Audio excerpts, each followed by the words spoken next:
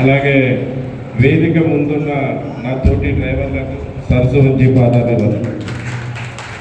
జై డ్రైవర్ అన్న, జై డ్రైవర్ అన్న, జై డ్రైవర్ అన్న, జై డ్రైవర్ అన్న, జై డ్రైవర్ అన్న, జై డ్రైవర్ అన్న. సంతోషం. సార్ గారు, డాక్టర్ సార్ గారు చాలా చక్కగా చెప్పారు మా డ్రైవర్ల గొప్పతనం గురించి. సార్ ఇక్కడ దోర్నాలలో మన శిక్షరాలి అన్న గారి ఆధ్వర్యంలో ప్రయాణికులకి యాత్రికులకి ప్రమాదవస్తు ఏదైనా ప్రమాదం జరిగినా మా సంఘం తరఫున మనకు ఉచిత రక్తదానం చేస్తున్నాం. ఎంతో మందికి రక్తదానం చేశాం, యాత్రికులకి ప్రయాణికులకు. అలాగే ప్రతి సంవత్సరం ఇక్కడ బ్లడ్ క్యాంప్ పెట్టి బ్లడ్ ఇస్తున్నాం.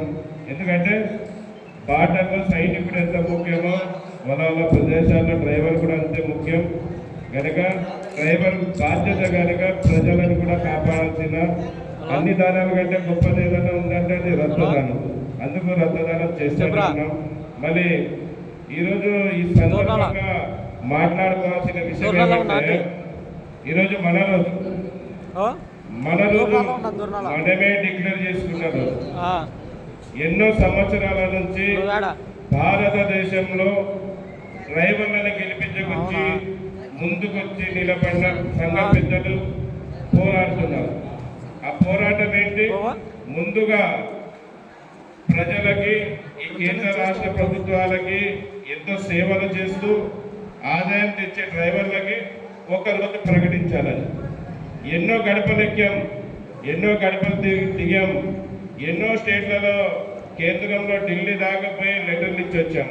కానీ వాళ్ళు డ్రైవర్ డే ప్రకటించడం లేదు. అందుకే భారతదేశంలో ఉన్న డ్రైవర్ యూనియన్లు అన్నీ కలిసి మనం 1 సెప్టెంబర్ 1 డ్రైవర్ డే జరుపుకుందాం. వాళ్ళు ఏదైనా ఇవ్వని, ఏ డేట్ అయినా ఇవ్వని, కానీ ఈ డేట్ మనం డిక్లేర్ చేసుకొని మనం జరుపుకుంటా వెళ్తామని చెప్పారు. అందుకే గత 7 ఏళ్ళగా సెప్టెంబర్ 1 డ్రైవర్ డే జరుపుకుంటున్నాం. మరి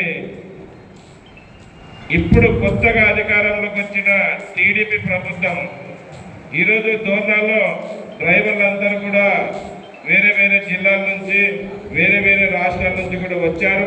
వాళ్ళందరూ కూడా డ్రైవర్ డే కోరుకుంటున్నారు అనే విషయాన్ని ఇప్పుడున్న ప్రభుత్వం గుర్తించి డ్రైవర్ డేని ప్రకటించాలని కేంద్రంలో ఉన్న బీజేపీ ప్రభుత్వం మీద కూడా ఒత్తిడి తెచ్చి